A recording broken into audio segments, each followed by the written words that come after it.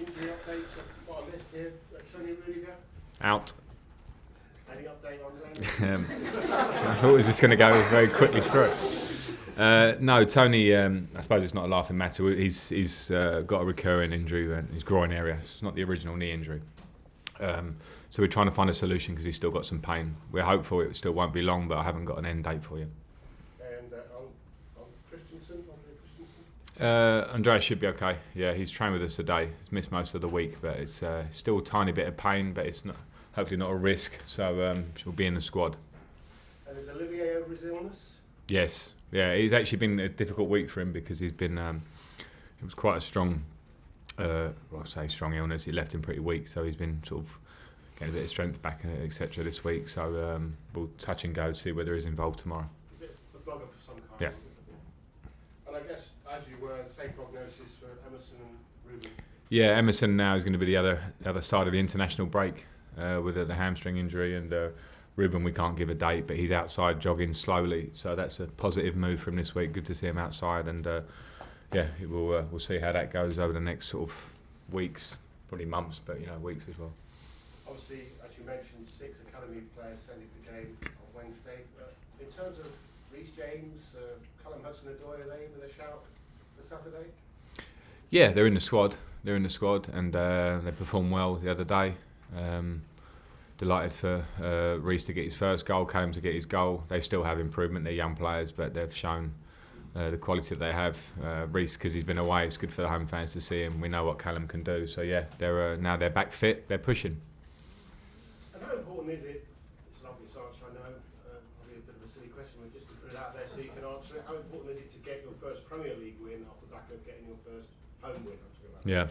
Yeah, of course. Every week is important, and the fact that we haven't won at home in the league is something that we obviously want to correct. If we want to be where we want to be, we're going to need home wins. I thought we were very unlucky last week against Liverpool, but that doesn't help the point situation. So we need a similar performance to Liverpool, because I thought it was very good. Even in the first half, we matched them in play, and the second half we were very good with our urgency and how we moved the ball. And if we get that level of performance, then I expect the home wins to come very soon. Because there's a run of away games really coming up. I think one in the next 5 after this is away. Yeah, we've had a little run of home games, and listen, we must respect Brighton hugely because they're playing very well, playing some really good football. New manager, change of style, maybe not the points on the ball that they deserve. So we can't just, because we haven't had a home win, expect it will come because we're Chelsea and they're Brighton. No, we respect them, and we'll try and get our win and then take on those few away games you talk about. Stats are stats, history is history, but 100% league record against Brighton, Chelsea, and of all the teams they've ever played in their entire history, the only team they've never beaten is Chelsea. Well, stats are stats, as you say, and I've got no care. In fact, that would worry me more than a sort of in-between stat. So we have to be on our guard, that 100% record doesn't change. But as I say, each game has to be prepared for on its own merits. And having watched a lot of Brighton and know a little bit about Graham Potter from last year and what he's done with these teams and how he plays, we have to be ready for anything. So yeah, the stats of history are not important tomorrow. Gus also spent quite a lot of last season coming to Derby to ask you about Chelsea. Flipping it about really now. Coming here to ask you what if I can about Derby and the late night shenanigans, and just seems like rules were broken. Difficult, I know, because of the court case, but any thoughts on that? No answer for that one. No answer wouldn't be right for me here as manager here. It would have been similar last year. Asked me about Chelsea, whether I did talk a little bit or not, but I wouldn't. It shouldn't be something to talk about, especially a situation like this. So no, not for me. Okay, John. Right, you've seen plenty of young players come and go over the years from Chelsea. How good are this group now? Are they the best you've seen at the club? Well, I think the fact that we're seeing the numbers of them in the first team speaks for itself. Because Fikayo, Mason and Tammy sat on the bench the other day. We saw the other players, the Reece come back, Callum back from injury. We saw in Aneurin and Maatsen the group slightly below that. So as a group, yes, at this moment, but there's still a lot of work to do for all of them. So it's a nice sign. It feels nice. We're all happy at the club that we're there. But as always with these things, I think the step into the first team, even though it feels like the hard one, it's actually the easiest one, because for me now, sustaining, improving and really showing at this level that you are players capable of taking Chelsea to where we want to be is the next step for all of them. So, they all seem comfortable as well, Yeah. Yeah, they all seem very comfortable. And again, you know, no disrespect to Grimsby, but it was a different game to what, you know, Premier League games may be. So there'll be lots of things for them to learn fast. But yeah, they're confident lads. They're good players. They've been brought up the right way in a footballing sense, and I think, and in a life sense, to be fair, from working with them all. So they've got every grounding and every base needed. Now it is officially up to them. You've spoken about the no clean sheets yet. How frustrating is it that you haven't been able to field a regular centre back pairing? And is that the reason? No, it's not the reason. Certainly the reason is a team reason, and I wouldn't be frustrated if we were winning every game. It wouldn't bother me. I'm not here to just protect a clean sheet record. If you win games, I'm happy with that. It's a team effect. Of course, we want to have consistency. I haven't been allowed that in terms of injury, in selection. Tony Rudiger obviously was a pretty much a standard pick last year until his injury. He hasn't been around at all for me really, other than one game. So we've been searching for that a bit, but it's definitely not the reason. The reason has been different reason, individual moments across the team, set pieces, collective moments as a group, and we work hard to iron them out. But as I said, it's winning games that's important rather than the clean sheet in itself. Any idea how long Rudiger's going to be? Because that's key, isn't it? Yeah, unfortunately, I don't know. It's as I say, an injury that's ongoing. And hudson-odoi, do you think he's ready to play 2 games in the space of 3 days, or are you going to be careful bringing him back? Yeah, I mean, I will be careful with Callum, considering the type of injury he had. But that's not to say he can't play a major part in tomorrow's game, or a slightly lesser one. I'll have to see and probably pick the team on its merits, with a bit of Callum's personal injury situation in my mind as well, and fitness. Moose.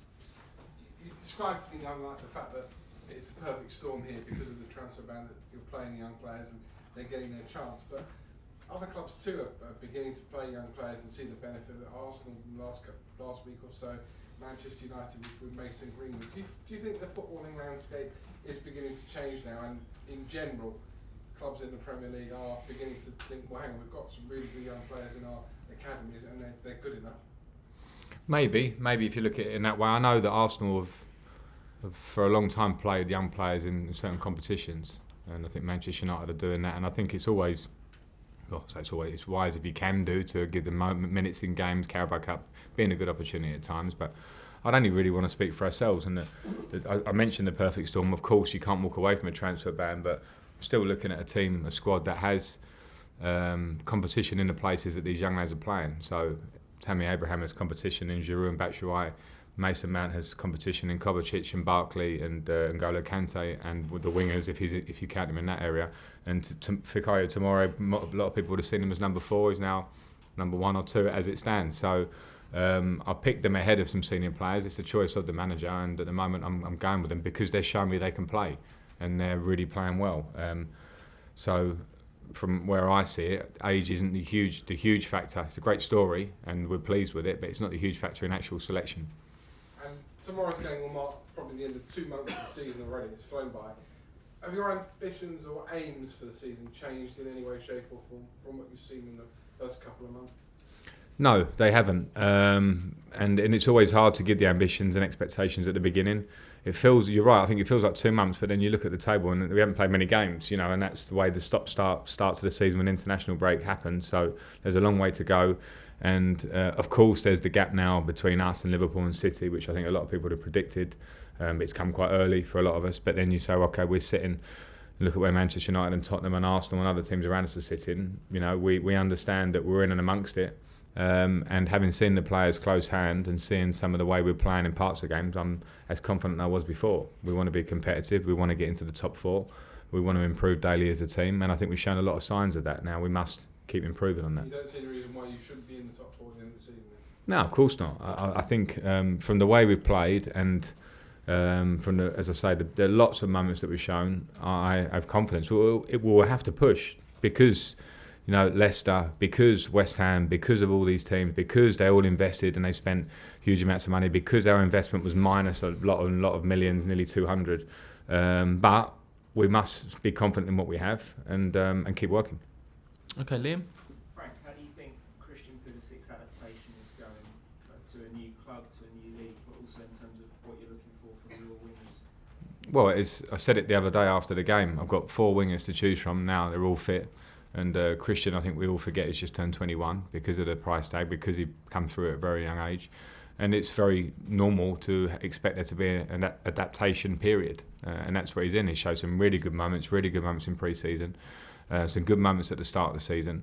But what he has to do, as all the players have to do, not just the wingers, is reach levels in training daily when there's competition in the squad that make you set up and go, here's my team selection, and that's actually affected it by seeing good stuff. And that's the same for every player in the squad. So that happens in training, that happens in game. Everyone's in the same boat. We must give Christian a bit of time to adapt because of his youth and the change of league and the change of living and all those things. We support him hugely on that, and his talent will come through.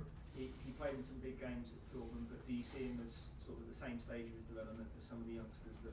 They're all different. They're all different. They've all got different pathways, and he had a successful time at Dortmund, and has played in the Champions League. etc. We're very aware of Christian's path when you buy him, but they're all different.